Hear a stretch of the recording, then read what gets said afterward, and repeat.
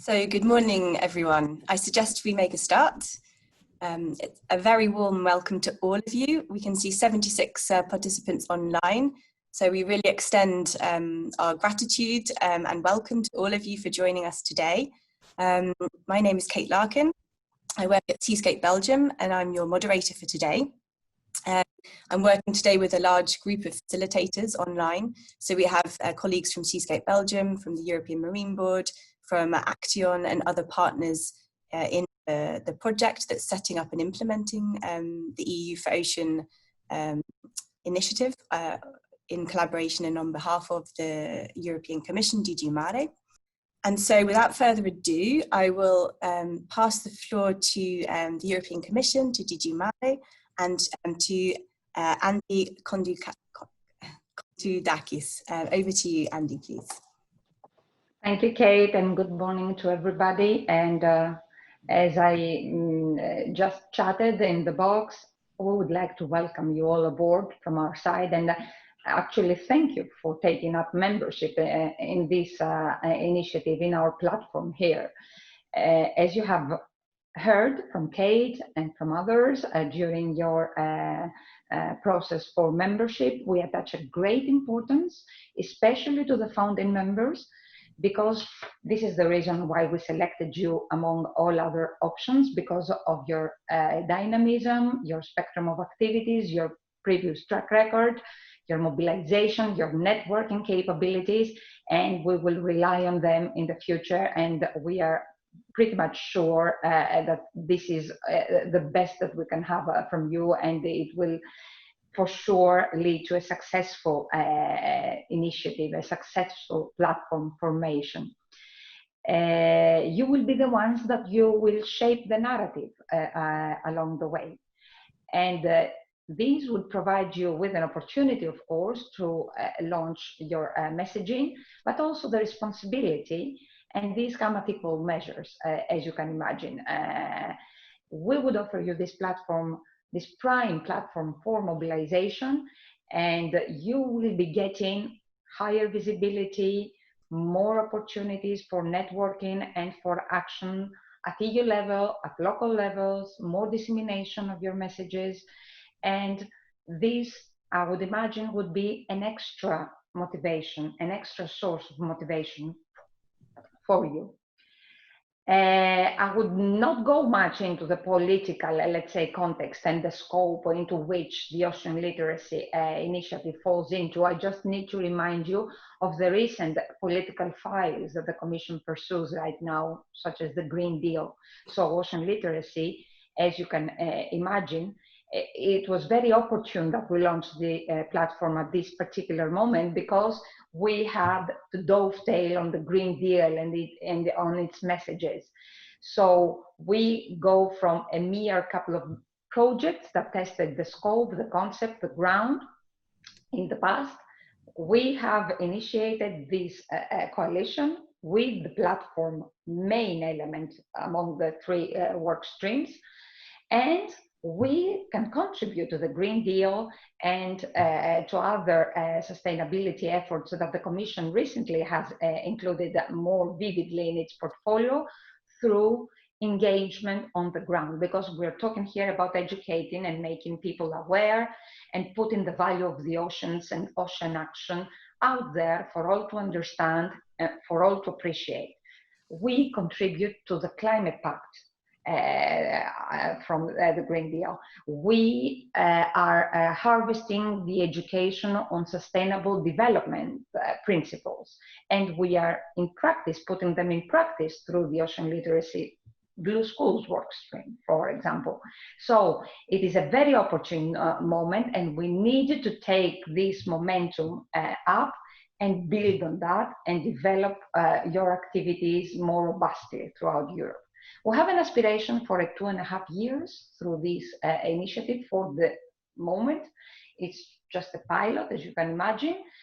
it should be seen like that, but based on the reactions of the community and based on the attraction that you will ensure and how you make this initiative a must and very worthwhile for everybody to look into, this is what will ensure its future and its subsequent propagation. So the legacy of this initiative is basically in your hands, and we will try and strive together, work on it and make it robust and out there and visible for everybody, so that you can attract more people along the way, more organizations, and build synergetic actions more easily. For the work and the meeting today, I leave it to the capable hands of Kate, of course, to inform you, organize work through this first information session, and then later on, you will take advantage of this meeting, I presume, to start planning your everyday working methods, the organization of work, elements that you will put into your activities, how you organize your working groups, the assignment of roles, the mapping exercises, starting brainstorming on the joint ocean literacy initiatives and campaigns later, how you ramp up membership, things like that. And this would be a first opportunity to touch upon in this meeting. But equally, I would want to flag the imminence of the actions ahead, which is the operational launch in September. Basically, you've seen that we have officially announced the launch of the platform, taking opportunity of the recent Virtual Ocean Literacy Summit on the 8th of June. But that was just an announcement, and we will basically launch the actual work of it operationally in September on the dates that we have now secured. And we would use this to work with the members, the membership of this platform, to co-create the content of this operational launch for this particular webinar, for task 1, for the platform, so that in that sense, you need to use this opportunity today to start reflecting on how to mobilize your networks, who does what, publicize early, to identify what this meeting and what this operational launch in September entails for each one of you. You will shape the agenda. You will see the activities that would have to be included in that to make it interesting and to make it enjoyable. You will input panelists' ideas. You will mold the shape of it and the messaging out of it. And you have Kate, of course, to bring everything into context and handle all those of you involved in it.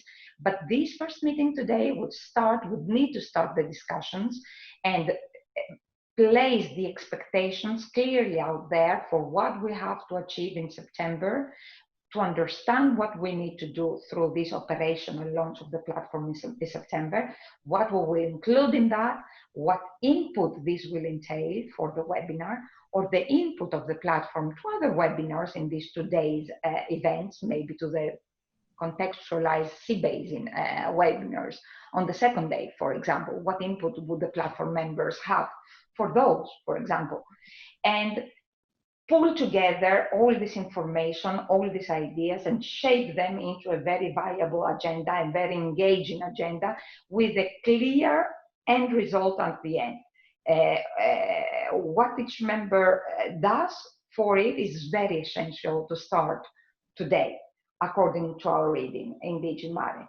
Because, believe it or not, because of the current COVID pandemic and the new revised way of working and of organizing activities, it might take even longer to pull together a digital event of that magnitude, of that sort, in just a 2.5 months' time, basically.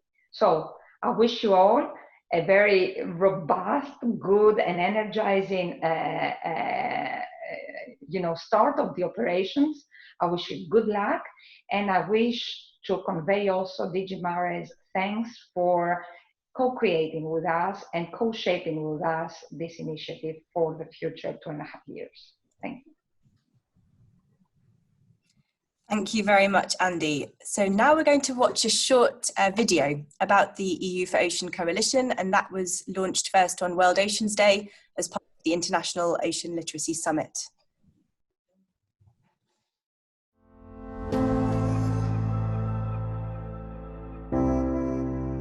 The ocean, a source of life for human beings. It provides food, oxygen, energy, and much more.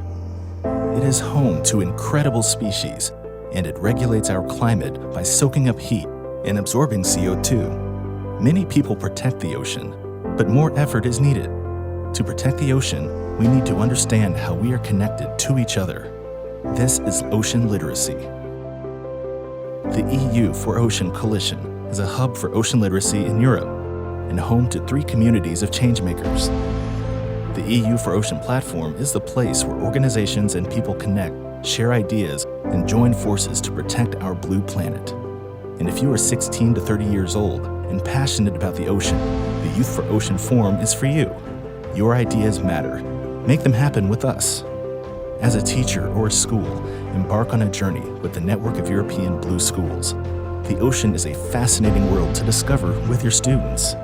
Ocean literacy puts the ocean and its true value at the heart of our lives. Get on board and take action for the ocean, because this book has many more chapters to be written.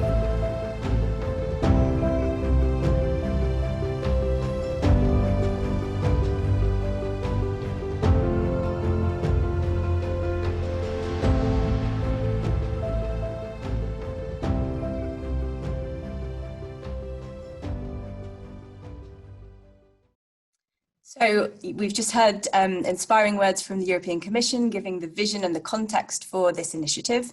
And now we're going to give you some key facts about EU4Ocean, about the wider coalition, but then focus on the platform, which is the focus today. And then hear from all of you. As Andy said, we are here to facilitate, to bring all of you together and to connect all the existing initiatives in ocean literacy in Europe to create joint actions, to create more innovation and drive change and real uptake in society. So first of all, we're going to give you some key facts. Then we're going to look at the founding members, the roles and the opportunities and the reasons why we've brought you all together. Hear from some founding members, and then really look at the imminent operational launch in September, have an exchange and an ideation of how you would like to see this operational launch taking place, both the content-wise and the communication and methods. And then we'll hear from communication experts and those involved in ocean advocacy to see how we could scale up some of these joint actions in the coming months and years. So the main aims of the coalition, as you've heard, is really taking the existing activities, enhancing the awareness about these activities, but connecting them in a way that we can then reach society in a much more concrete way to see real change. It's also to bring the efforts of Europe together. There are many fantastic initiatives, and we now can bring them together and add value to what already exists, and then really put European ocean literacy high on the policy agenda and contribute as a European effort to international policies and developments. As you're probably aware, the coalition has 3 key components, and today on the line we do have partners who are involved with setting up and implementing all of these 3 components. In addition to the platform, there is the Youth4Ocean Forum, which is really change makers between ages of 16 to 30, and then a network of European Blue Schools, which spans a lot of the different educational levels and will engage schools, teachers, educationalists, etc. But the focus today is really on the platform. This is the network that we have been working with the Commission to identify key stakeholders such as yourselves that could come together, whether you're an organisation or an initiative with ocean literacy expertise or wider marine or maritime expertise, to come together and really drive ocean literacy actions into the future, to both help society understand, value and take action on the ocean. So the EU4Ocean Platform, you've all been invited as founding members to join from the start this membership network. It is a voluntary network. It is a growing, expanding network. And the hope is that we start with these key founding members and we really diversify to become very transdisciplinary.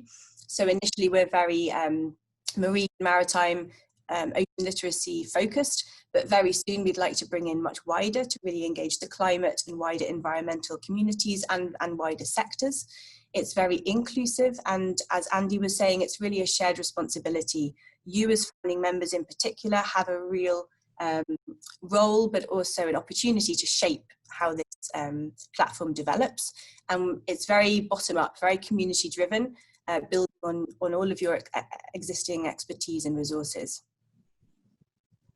So the key objectives are to, of course, build on what exists already, to connect the right stakeholders and to make a platform for that dialogue. That will drive innovation, very much from the beginning starting to think how we can integrate with the youth and the components. And then as a focal point in Europe to really bring together European stakeholders as a contribution to international efforts. And as Andy was mentioning about the legacy, we have these 2.5 years to really show the will from the community and the drive so that this could create a momentum and go forward. So you can see a map of Europe, of course. This is the different maritime boundaries, and it was really to highlight that it is a European initiative. There is a sea-basin approach, so we do have focal points across the partnership setting this up. They can help you to create sort of regional hubs, because there will be regional events organised, and we really encourage you to engage at that level. But of course, this is in a global context. The ocean is one. There's campaigns by the likes of IOC UNESCO, of course, to drop the S, and really we're talking about a connected global ocean. So all of the European work that we do will be set in that context, and after the founding membership is established, we will be reaching out to international initiatives as well to join forces for this network. There's a whole range of roles and opportunities that you could get engaged with, but particularly as founding members, I would like to just highlight you can really shape and influence how this platform is set up from the start. So we really look to you for leadership, for your ideas, for co-creation, particularly for the upcoming launch in September, but also, of course, for the topics that will be discussed, the joint actions, and as trailblazers, as ambassadors, really, to build momentum, reach out to your networks, and make this go forward. The founding membership as well, from that pool of founding members, we will be reaching out to invite co-chairs, both for the platform and the 3 working groups. So that's another way of being really active from the start. And just to give you an idea of the timeline, or what does success look like, this is an expanding network. We are, as a partnership, facilitating the setting up, but really this membership that you're now part of, this is expected to very much expand. And this will grow and diversify together with concrete events starting from next year in sea-basins, but also working across the youth and schools components to build advocacy campaigns, but also many other joint actions driven by yourselves, and culminating in a summit incorporating all of the components normally in early 2022. And then, of course, after that, it's really to be seen. The legacy or the momentum is really going to be driven by the success and all of your inputs in the next couple of years. How is this going to be done? There is a terms of reference which you can look at in more detail to see the operational way, but it's a very light governance because it's a voluntary network, it's expanding. We want to keep it light. And there will be opportunities to meet twice a year online to come together as a big group, but there will be many opportunities for dialogue online and in between as well, because we would like to really promote a dynamic dialogue environment. There are 3 topics which I will pass to the Marine Board to explain in just a minute, but this thematic idea is just a way to really group people across disciplines and across sectors to really have discussion on key questions. And as I said, the Sea-basin events will really be tailored to regional issues. Again, we will reach out to all of you to see how to best do that. I'll pass to Angel from the European Marine Board for this slide. Thank you, Kate. Yes, as she mentioned, of course, the platform is, we will leave you at your own, so we will be facilitating your discussions. And the idea of these working groups is to have a first level of synergies identified. So many of you who already applied already selected the topics that we identified that will be most relevant or most covering all the ocean literacy activities, but of course there could be new topics that we can identify along the way. So, and the idea to have this working group, so the members working together on one single topic, is of course to develop EU4Ocean actions and also to find synergies between you beyond these topics. So the three topics are food from the ocean, that can go from fisheries, aquaculture, new or not, maybe not really known sources of food in Europe, like spirulina or seaweed. Of course, a really important one, and also as Andy mentioned in the introduction, climate and the ocean. It could be, you know, impacts of climate change has on the ocean, but also the opportunities that the ocean can offer for coping with climate change, like sources of for renewable energy and so on. And then, of course, the last one is to have a healthy and clean ocean. So this approaches, of course, issues like a healthy biodiversity in the ocean, but also could be, you know, like pollution-free. That could be plastics, that could be noise, that could be oil spills. So any other sources of pollution. So as I said, this is not cast in stone. There could be other topics. I think more or less they summarize all the topics that we have currently seen, but of course it could be even more, and there is always a possibility to propose new topics and new working groups. Just a little bit explain what we will try to do in the next coming months. That of course, while you submit your candidature to the platform, you explained a little bit your experience of the ocean literacy and also ocean literacy activities. So we will identify that, and also we will try to find synergies between members. This could be seen as opportunities. It's something that is not compulsory for you to pursue, but it's a way that's, you know, we'll put it all together.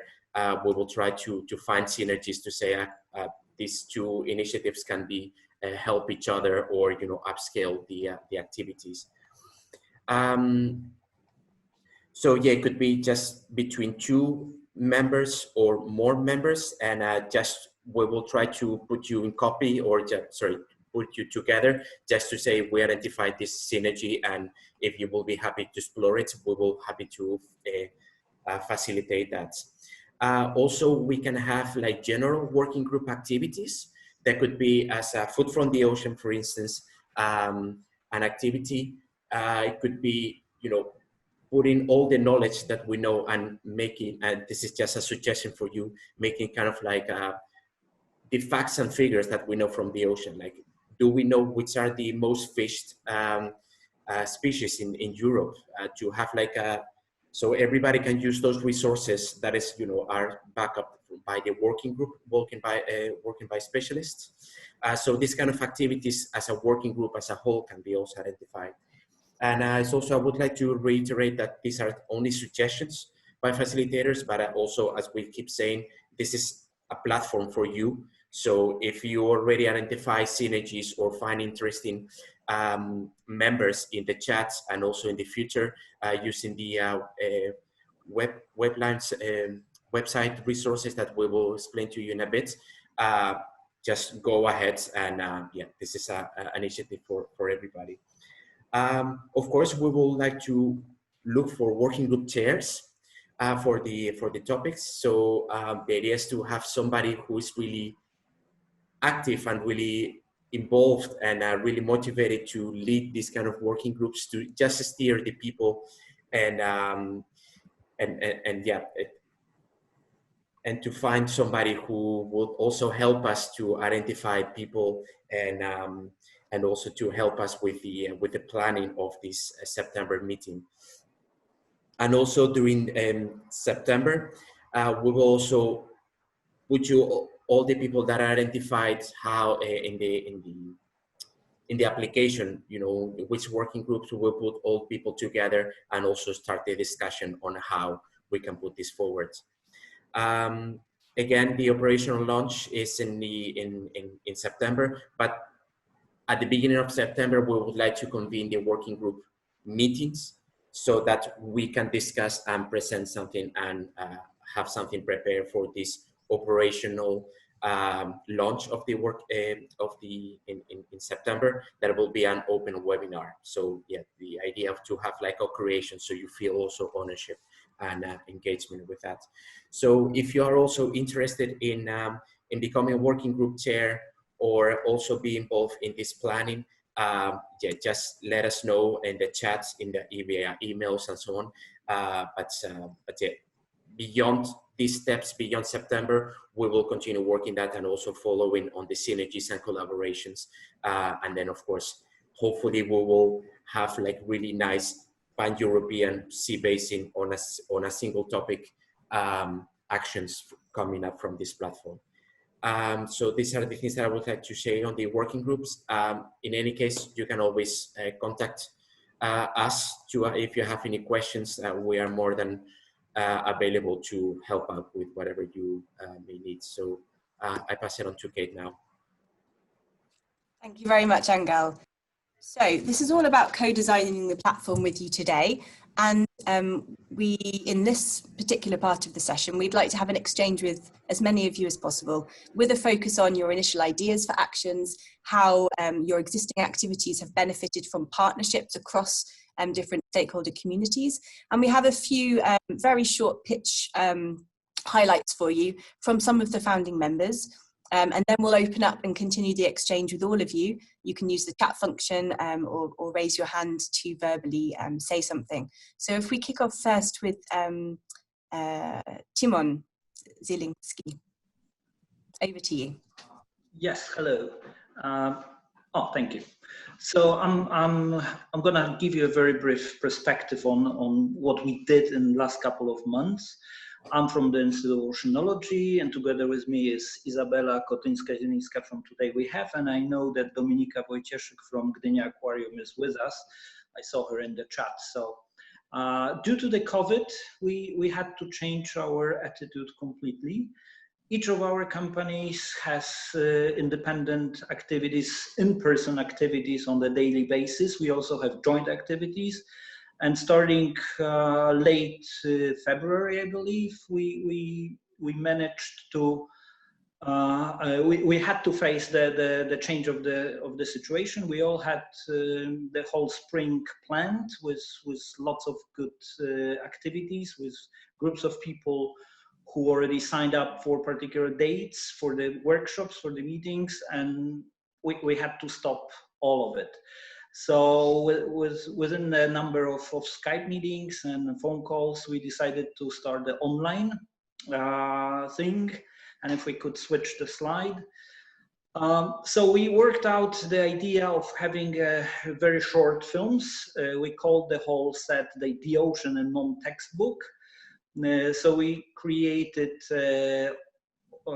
right now we have launched over 30 short films from 2.5 minutes to 5 minutes long. We have them every day. They're all in Polish because we decided for the time being to dedicate them to the Polish audience, because as I said, we already had the groups of people who we had to, let's say, give them something for the COVID. So the principles are the ocean literacy, of course. We have very interdisciplinary approach. We discuss issues connected with fisheries in the Baltic, with climate change, with SDGs, and so forth. We sort of have like 5-day blocks of information, of a particular type of information, so it's for each week. We make sure that we don't scare the people, but that's sort of our philosophy, all of us, for our activities. So very briefly, we are already discussing the summer activities. We're discussing the end of the year activities. So due to the COVID, we had to change the philosophy completely, but it seems like we have very many new opportunities emerging. We're discussing upscaling the project for global outreach. So we're discussing the webinars in English now. Therefore, the platform will be very helpful for us once it is launched, and we hope to continue for the next year, because it seems like it's a very valuable project. And as I said, we want to go more global. So if you have any questions, please put them on the chat or contact us directly. Thank you. Thank you very much, Timon. So we're going to move straight to the next pitch. We're going to do all the pitches together and then take questions and remarks after. So over to you, Andrea Ionescu and Anca Gheorghe from Mare Nostrum. Hi, thank you, Kate. Hello, everybody. I am Andrea and here with Anca. So Mare Nostrum's experience from 1994 until present day is very, let's say, in different areas. We tried to, let's say, group a little bit our partnerships that we consider to be successful with different stakeholders, because we are, let's say, one of the oldest NGOs in Constanța and also maybe in Romania. We established along the years a lot of connections. So we started to have, let's say, a very good and productive relationship with the authorities at the national, regional, and local level. Especially in the recent MSFD direct measures that were proposed, we contributed a lot to that, and we also have a marine litter monitoring according to the MSFD methodology. We are probably the only NGO at the Black Sea that does this.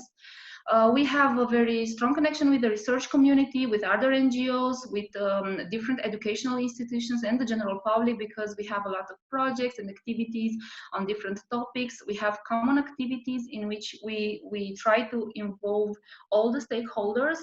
And Anca will tell you a little bit later about the specific activities. I'm just, let's say, discussing the general framework of our relationships, and we are very happy that we can cooperate with a lot of different stakeholders, because it was very important in the past few years to actually be able to implement specific measures. Without them, it would be, of course, impossible for us as just one NGO. So I think I'll let Anca just present to you the specific activities that we consider to be successful. Okay, thank you, Andrea, and hello, everyone. I will continue with presenting a few examples of activity that Mare Nostrum developed over the year, and more of them in the last years regarding the ocean healthy and clean. In some projects and some awareness activity. For example, in Marina project, we organized the MML workshops for public authority, researchers, like stakeholders. But in Anemone project, we thinking to organize some workshops dedicated to citizens only, and to place some workshops around the Black Sea, coordinated by Mare Nostrum and implemented by project partners. Also related to some awareness campaign and activities. This one were dedicated to plastic, actually to eliminate the plastic from our life, and trying to tackle the zero waste concept. Activities dedicated for students, teachers, tourists, and the general public. Also, we are organizing annual some public events like Green Week, which took place actually a few weeks ago, and the Black Sea Action Day at the end of October. and we are the only NGO from Romania which we are doing the marine litter monitoring according to the MSLD methodology for 6 years at this moment, twice a year in spring and autumn, and we are reporting this data in different platforms and reports. And also in our region, in Constanța County, last year, we started a petition for the general public, say no to single-use plastic. And the result of this petition was that the county council forbade the single-use plastic products in events organized by the city hall in Constanța County. And I think that's it for us. If you have any questions, you can write them in the chat and we will try to answer. I hope our presentation was short and clear. And thank you. So now we pass to Andrea and Marson to speak about the European Atlas of the Seas. Perfect. So hi, my name is Andrea Marson. I work for Seascape Belgium, which is managing the EMONET Secretariat, which oversees the development of the European Atlas of the Seas, an ocean literacy tool that I will present very, very shortly today. So what is the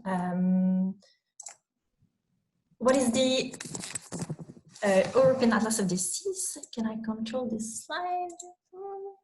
Doesn't seem to work.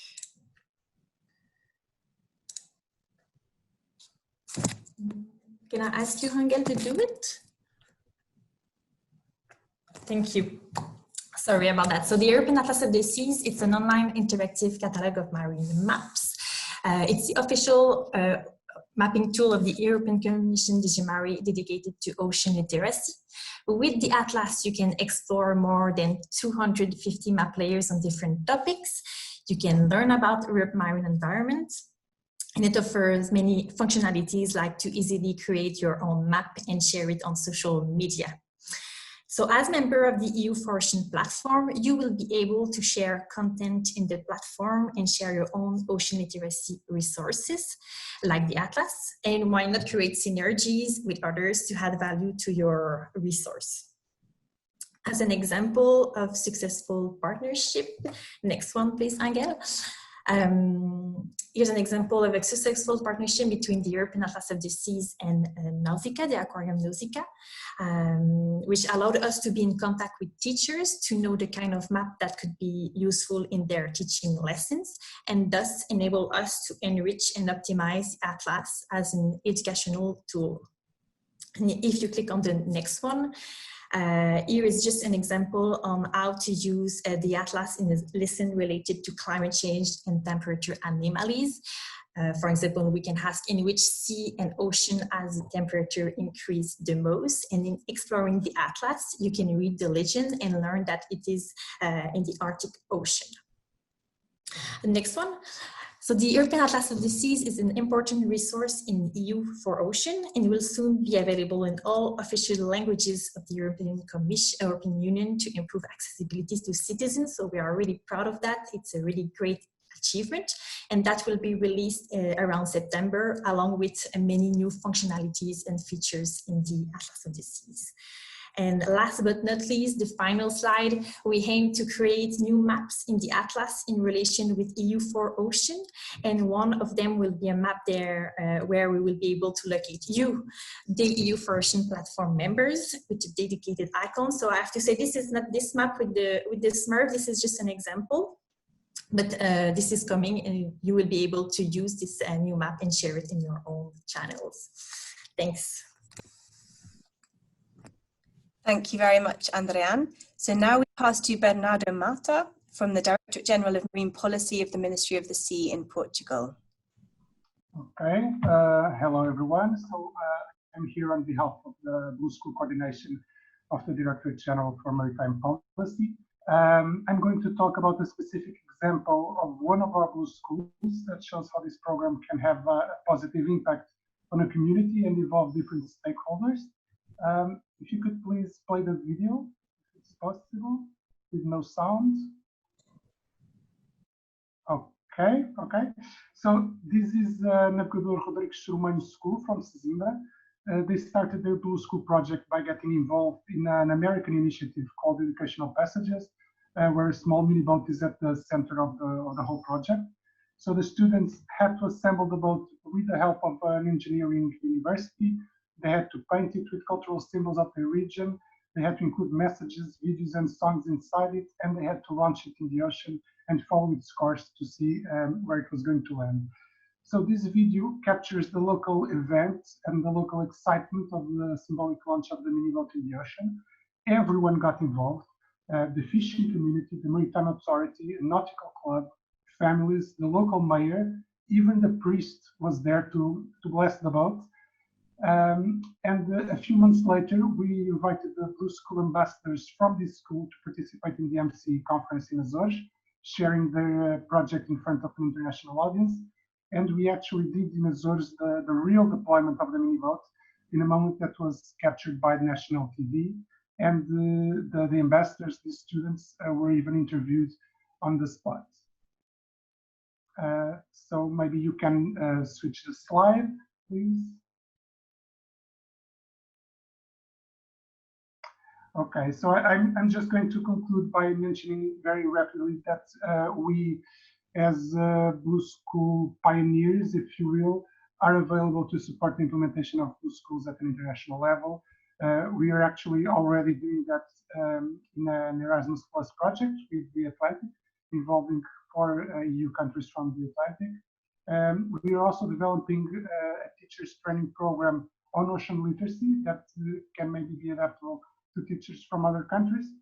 And finally, I think it's useful to mention that we are including a specific action plan for ocean literacy in the National Ocean Strategy for the next decade. So that's it. Thank you very much.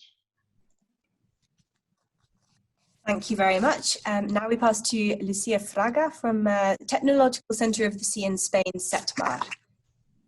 Okay. Hello, everybody. I am today presenting the Clean Atlantic project, which is an Interreg Atlantic Area project coordinated by SETMAR, which aims to tackle marine litter in the Atlantic area. And we are conducting this project with partners from the countries of the Atlantic area and developing a set of activities and products that range from the mapping of knowledge and stakeholders, monitoring of data, modeling of marine litter, to the creation of protocols for waste management, for fishing for litter, and guidelines for beach litter cleanup. And all these type of products are linked with the awareness raising strategy, which is based on connected learning. Connected learning gives a lot of importance to contact the different peers in activities which are significant for them. So in many cases, we are linking the different communities that are participating in the activities, like fishermen with students from schools and teachers. We are developing materials and actions related to this awareness raising strategy. And the type of connections that we foresee with the different partners of the network and this project could be linked, could be related with the direct use of the materials that we are producing. For instance, the Clean Atlantic Knowledge Tool, which is being released quite soon, will be a very interesting tool to map every resources related to marine litter and marine litter awareness raising. But or other materials like the protocols for beach litter cleanup or the raising awareness materials, but also to contribute to adapt them to other regions and areas, because in this case we are focusing in the main problems and difficulties of the Atlantic area, but many of the procedures and protocols that we are using could be adapted to other areas. And you have the contact in the slide and in the chat if you are interested for making more questions or proposals. Thank you very much. Now we pass to Francois Arbelot for the Atlantic Youth. He's from We Atlantic. The two collective cooperation projects I will present are inspired by the idea that connecting the youth to the oceans is a major challenge for the planet and for Europe. So our challenges are to make aware the population as a whole, and particularly the youth who carry the future of the planet, to these vital challenges for humanity, which are the preservation of the oceans and their sustainable exploitation. And we also need to contribute to the general educational process in an inclusive way to prepare citizens of the 21st century. We think we need also to contribute to the emergence of professional vocations towards a sustainable maritime economy. So in our project, there is a central will. We want to act at school level, because at school we can reach all the young people. We want to act towards all pupils, all students, regardless of their social, financial, physical health conditions. You know the huge current impact of the coronavirus crisis on schools. We must take it into account. And we want to act to include more maritime contents in school curricula in all matters. I would like to speak a few seconds about two projects we developed collectively with several schools and partners in the Atlantic. The first one is Atlantic Youth. It's an ongoing Erasmus project of 3 years for inclusive maritime education at school. We have 5 countries, 6 partners, 7 associated secondary schools. We have 5 centers for maritime education at school, 3 school transnational events. We made 4 intellectual outputs like guides for the teachers or videos for the pupils. And we will have an end of project webinar in October. And the second project is in preparation. It's a 3 years Erasmus project. And it goes further than Atlantic Youth. We target, through the example of what was done in Portugal with the Escola Azul, the Blue Schools, we target the experimentation of a Blue School type functioning in 4 countries with 24 partners, including 13 secondary schools. It will be developed with the support of several entities like the Ministry of Sea of Portugal, the French and Irish Ministry of Education, and the regions of Andalusia and Galicia in Spain, in connection with the European initiative Ocean Literacy for All, one of the objectives of which is the development of blue schools all over Europe. Thank you. Thank you very much, Francois. We would like to just give you a feeling for the next steps. How is the platform going to develop? How can you be involved? So from now, we're calling for expressions of interest for co-chairs of the platform in the 3 working groups. So we have these 3 topics that Angel introduced. And we also welcome if you have ideas for other topics that we could, as a community, consider in the next months or years. Please do feel free to propose ideas. But if you would like to nominate your organization, yourself, other experts in your organization as a co-chair of the platform or the working groups, please do get in touch. We're happy to exchange on what type of role that is. It's obviously a very active role, but it's going to be light in terms of just being more involved in the steering of the platform and its activities, and helping to engage the rest of the founding members and the growing membership. We also, on the 30th of June, we're going to announce the final list of founding members. We know that many of you have been invited, but you need to discuss internally with your colleagues. So we've extended the deadline for founding membership until the 26th of June. And then on the 30th of June, we will publish that final list online. And then there will be an official communication publicly, and all of you will be visible as organizations with your logos on the platform website, and we will open for everyone else. So it will be a very inclusive network, but there will be an application procedure so that we make sure people are motivated to join. But we really welcome applications from all. And then coming soon, as I said, the online web pages are being developed in their final stages right now. So we will be launching a discussion forum for the members to have a dialogue, and so that you can upload your own resources.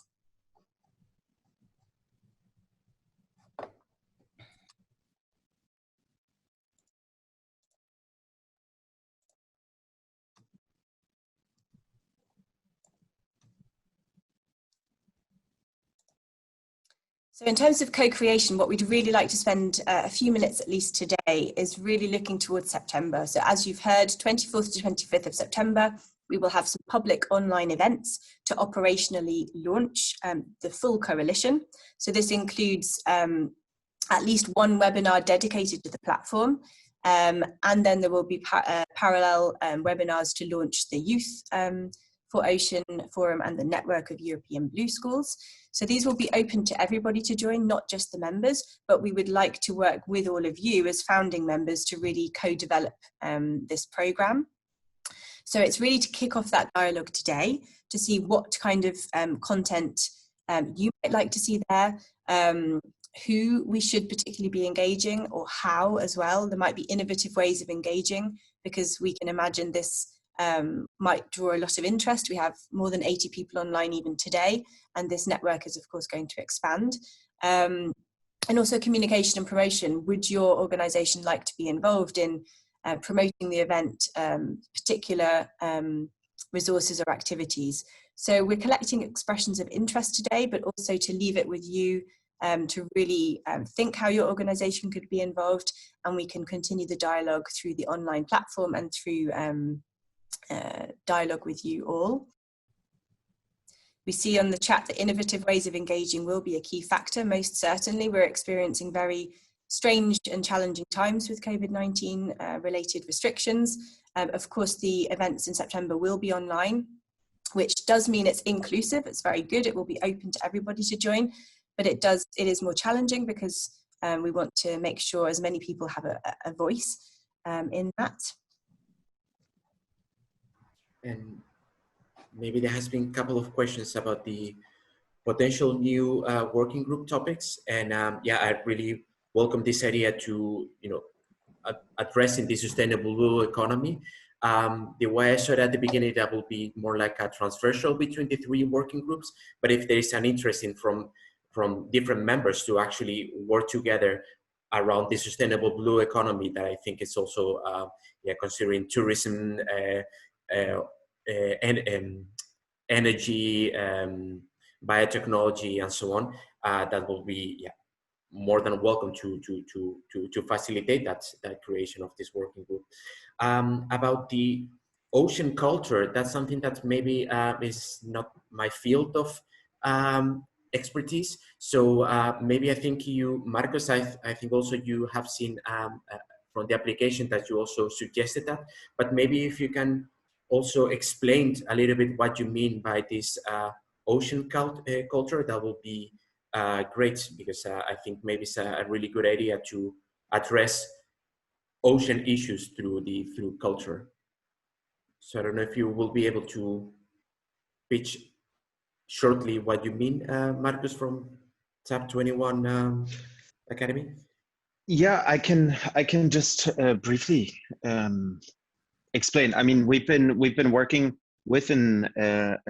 alongside artists, scientists, environmentalists, legal experts on these topics, trying to foster a deeper understanding of around ocean topics, but B, especially a different relationship, right? And to understand the relationship, it is already extremely important to understand different cultures' relationship to the ocean, right? Learning from indigenous knowledge, looking at not just interdisciplinary or transdisciplinary, but really intersectional forms of research, and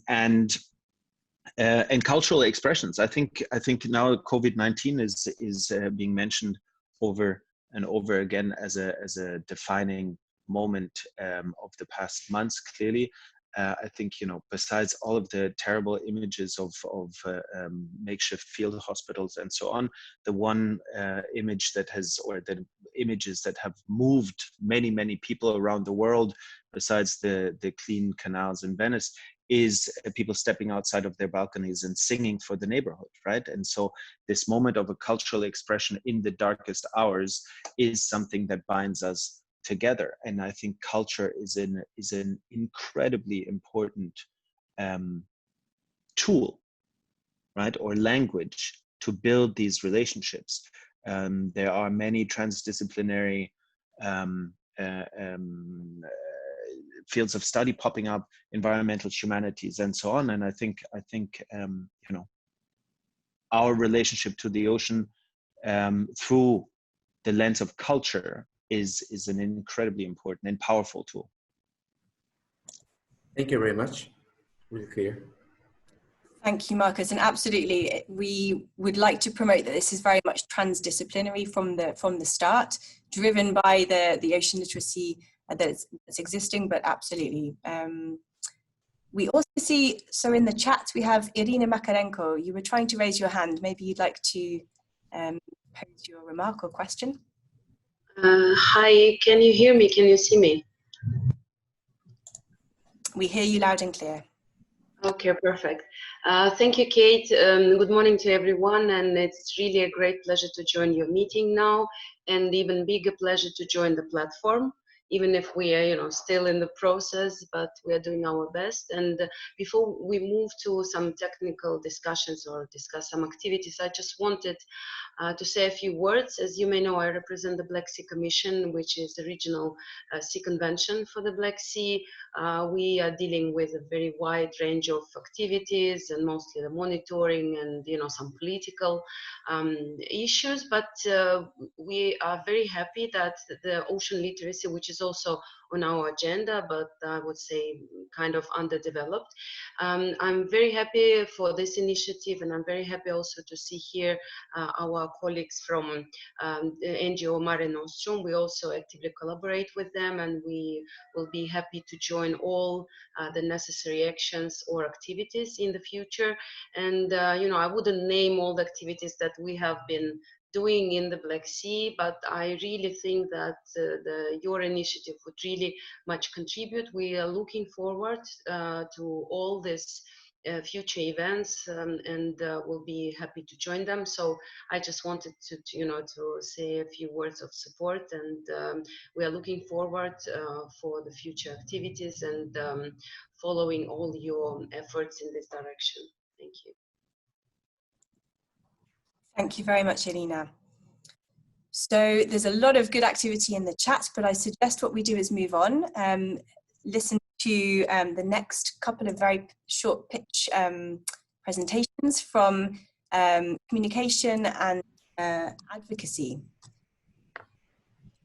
So just moving my screen. So over to you, Chiara Mazzetti from Ecologic, to give a pitch about the communication and promotion of EU4Ocean. Thank you very much, Kate. I assume you're listening. You can hear me very well. Thank you, everybody, for joining the meeting.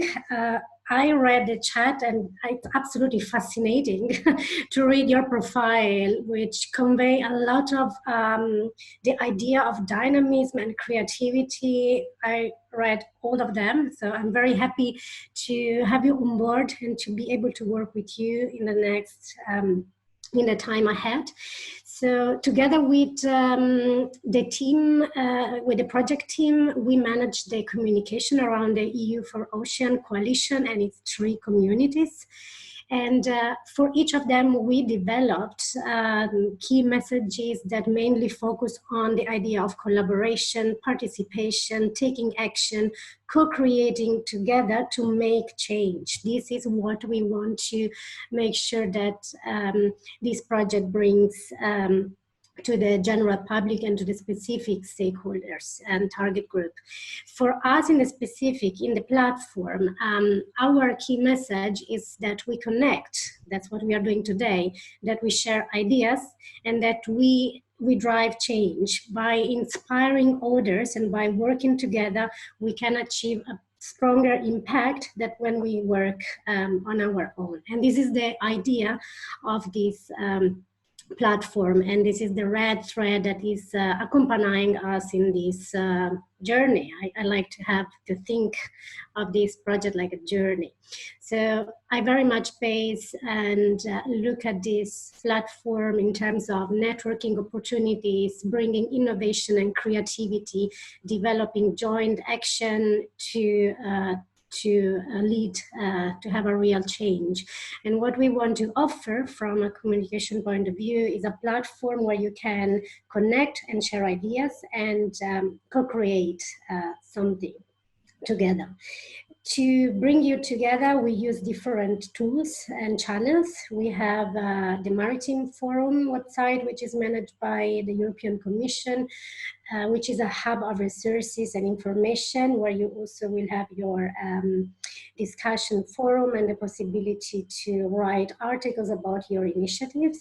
We have a set of social media channels that include the channels of the European Commission, but we also count extremely on your involvement and the use of your own communication channels, be it your online, your website, your Twitter and Facebook channels, your LinkedIn and your private network. We will make some media work, media relations to ensure coverage of the activities that we are developing together. We will organize events and be visible at events, and we will run advocacy campaigns where we would like you to participate and play a key role into that. Can we change to the next slide? So very concretely, this was just a very broad overview. Very concretely, what we would like is to play a key role, to play an active role. So I would really invite you and encourage to follow the DG Mare social media accounts, to tweet, to retweet and repost. Here I mentioned in the slide the Twitter and Facebook account, but of course there is a YouTube channel, an Instagram account, and more that you will be informed. But we also invite you to proactively use your social media and to promote any activity that is taking place within the project. Please always use the EU4Ocean hashtag that I mentioned in the slide. And I would like to ask you to share the video. I put the link here in the chat. You have it right now. It's a beautiful video and it's meant to inspire others to join. You will have the chance to publish your articles on the Maritime Forum, and I would like to encourage to share your experiences and initiatives. They're amazing, I can see, with us, so that we can give visibility to them through our communication activity. And please engage your network. Many of you have a large network of companies that can play an active role. And for the communication campaign that my colleague will present after me, we will look forward to have you on board with the enthusiasm that I see right now. And if you have any questions, please do not hesitate to contact us. Thank you. Thank you very much, Chiara. So we'll be following up with all of you by email to give you more details on the communication guidelines, how you can get involved. And please do tag the European Commission DG Mare as well today, if you're tweeting about EU4Ocean. We'll pass now to Farah Obaidullah, who's the founder of Women for Oceans. Over to you, Farah. Hi, yes, thank you, Kate. So a quick introduction. Can you all hear me and see me, first of all? Yes. Okay, great. Yeah, hi, there I am. So yes, my name is Farah Obaidullah, and I'm an independent ocean advocate and also the founder of Women for Oceans. And I've been brought on board this project because of my experience in developing and executing campaigns. In my almost 20-year professional career, I've spent many years, 11 years as a senior oceans campaigner with Greenpeace, which is the world's largest environmental campaigning organization. So I've been asked just to say a few words about advocacy and campaigning and why these are important tools, also for this project, which is about enhancing ocean literacy in the EU. I'd like to just start with a distinction. I know maybe this is redundant for many of you, but advocacy and campaigning are, they have two different sort of significance, or two different distinct meanings. Advocacy is the public support or the recommendation for particular change, particular cause or policy. And I think we can all say that we're all ocean advocates because of what we do professionally, because of our passion and our commitment for healthy oceans. And then campaigning is really to work in an organized way to bring about that change that we want to see. So in this particular instance, it's healthy oceans, or a common understanding and better literacy of ocean issues. So just on campaigning, in this context, for the ocean, what we're trying to bring about, to be successful, we need to build a sort of common movement and gain support from the public because often through movement building, or even through creating the perception of public support, can we have the leverage to bring about change in the actors, or the government or the industry that we're actually pushing to bring about that change. But it is not just about movement building, obviously. Campaigning requires careful thought and design. We need to think about the timing, which is critical. What are the key moments in time that we're rallying people around? How do we engage those people? How do we make our messaging relatable? Kiara just spoke about communications, but our message really is key here, because we are working across, as somebody else mentioned, different cultures, different demographics, age groups, and what is the common message that can fit, for each of our audiences, and how do people relate to that? What is the urgency of our message that will prompt them to become advocates and to come with us on this journey to create change? To understand that, of course, good research is key. It's essential, for example, to know where our audience is at, what is their understanding about ocean issues, who are the stakeholders that we're trying to engage with, who are the people that will bring about the change that we want to see, what has been done before, and how can we build on that, and so on. And I have heard it in previous presentations and also in the chat. It's also important that we look at who are the local heroes, or the people on the ground around which our audiences can rally. And all of these elements are essential for success. It's in the few minutes that I have, it's very difficult to provide a complete overview or lesson in successful campaigning. But as I said, we campaign to bring about change, and in that process, it's also important to recognize that we unite people around a common cause, and we raise awareness about why such change is necessary. If you look at any big change that has happened in our history across society, there is usually a campaign behind it. And sometimes the campaign brings about the movement and the public support, as is the case with most environmental campaigning. We set an objective, and then we build a campaign, including the public support around that. So an example of a campaign, well, I've worked on many campaigns, but one particular one, for example, is a Dutch company that was banned from operating in the Wadden Sea by the European Court of Auditors. Now, nobody had really heard of what they did. They used a destructive technique called hydraulic dredging. But so in reaction to the ban, they decided to move their operation to West Africa. So all of this didn't have much public understanding or public knowledge. And so our objective was to stop that transfer from happening. But to do that, we then had to build a public campaign around that. Trying to make a long story short, but basically we were successful in doing that. But that's one type of campaigning where you set your objective and then you build the campaign around that. But in other cases, it's the movement that comes about because people consider the change necessary. So if we look at even events happening around the world today, think about the Black Lives Matter movement. This movement is born out of necessity. African Americans have, for centuries been faced with systemic racial injustice, and even now continue to lose their lives needlessly. And so, the movement that has been born out of this necessity is really about now they've defined what their objectives are. So in each iteration, there's a different. First, it was about abolishing slavery. Then it's about the civil rights movement, and now it's really about for example, defunding the police. So they're setting different objectives, but it starts with a movement that is born out of necessity.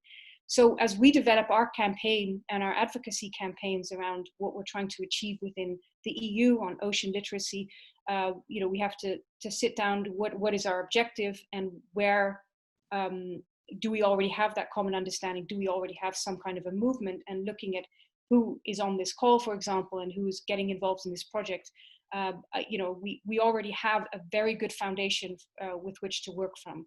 And now it's about harmonizing and building synergies between what we're all already working on.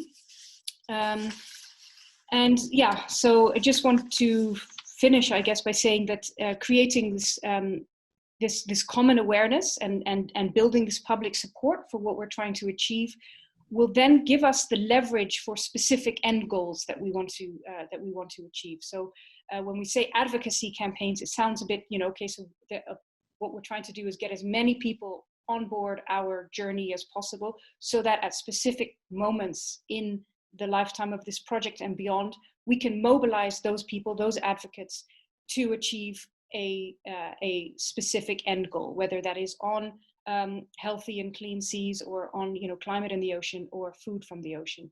And so we'll be working in the next few months to identify what those key moments are, and how we can build support to bring about change. Yes, that's it for me. Thank you very much, Farah. So this is a lot of food for thought, ready for the September operational launch. I'm going to now introduce Jan Leemarie from Surfrider. And whilst his presentation is coming up, I'm going to just note the time. This was the official end, but I'd really like, if possible, that people can stay online for just 10 more minutes. We have this very short but interesting pitch, and then just next steps and concluding words. So please, over to you, Jan. Yeah, hi everyone. I will try to make it short because I think I'm going to get punished otherwise. So I'm working for Surfrider Foundation Europe. I'm European outreach officers for sports and youth. So I'm in charge of all the European projects regarding these two topics.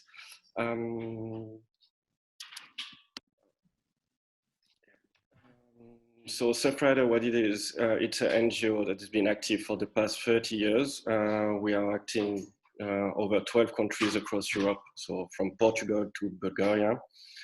It's 46 chapters of volunteers, so it's one part is really grassroots, and the other part is working on influence. So I'm representing the influence and what we call, with the bad words, lobbying. So we're in charge of trying to shape the political line towards like a more sustainable ocean and to protect the ocean. Yeah. Next slide, please. So I was asked to present one type of campaign. So I'm presenting Voice for the Ocean that's been run from 2018 to 2019. It was just before the European parliamentary elections. So the idea was to screen like all the MEPs programs and to present it to the citizen, and also hear the voice of the citizen to upload it to the candidates. So we had answers from 59 countries around the world. 21 of them were from the European Union, and the top 3 was France, Portugal, and Spain. Yep. Next slide, please. So it was quite a success because we had like 37,000 people, single visitors coming to the website to understand the consultation, and 7,000 of European citizens actually answered the consultations. So it allows us to understand better what were the expectations of European citizens, and then to carry them to the parliamentaries. One point that is really interesting, I didn't put like all the data, but you can find them on the website. I think I put the link somewhere in the slides, but like 60% of the participants were women, and a majority of the participants were like between 15 to from 18 to 34. So, which is usually like the less represented participants during elections. So that means that the youth and the people that are that can vote are actually interested, and they're really eager to act to protect the ocean and aquatic environment. And I think that's pretty much it. And as I said in the chat, that we are having like a advocacy campaign regarding sports and sustainability. So if you have like contacts with sports federation across Europe, I would be more than happy to have your feedback and contacts. Thanks a lot. Give back the mic. Thank you very much, Jan. So this really just highlights I think the impact that could come from coming together in partnerships. We have the possibility to reach much wider audiences, to really impact and have uptake at much wider societal levels than perhaps we're able to do in our own organisations, just in our own sectors. When we join forces with, across research, industry, media, education, NGOs and wider, we can really make something that really connects and resonates with society. So that's good food for thought. And just as coming to the closing remarks, really, one thing I wanted to highlight before the end is, of course, how we would like to grow the platform community in the next few weeks and months. We really would value your inputs of key stakeholders that we could proactively invite to join this platform. And of course, it's going to be open for all applications from a wide variety of stakeholders. And we'd very much like to stress from the beginning, we're looking to integrate and link across with the Youth4Ocean and the network of European Blue Schools. So if you do have resources and outputs you've already produced that could be relevant to those components, the first step is to join the platform, because you're organisations and initiatives that can be part of that network. But then we can make sure there are links, and there will be partners and experts taking part in the September meetings that can assist with making that link happen. So with that, I think we can go to the closing slide. From my side, I would just like to very much thank you all for joining. We've had a very good turnout. For those of you still considering founding membership, I hope you've been given more information and that you can apply by the 26th of June so that we can publish the list on the 30th of June. You can always contact us at the email address. There's a website to find out more and where we will invite you to upload resources. And please get engaged through social media and online. And I will pass now to Pierre Strasser from Action for some closing remarks.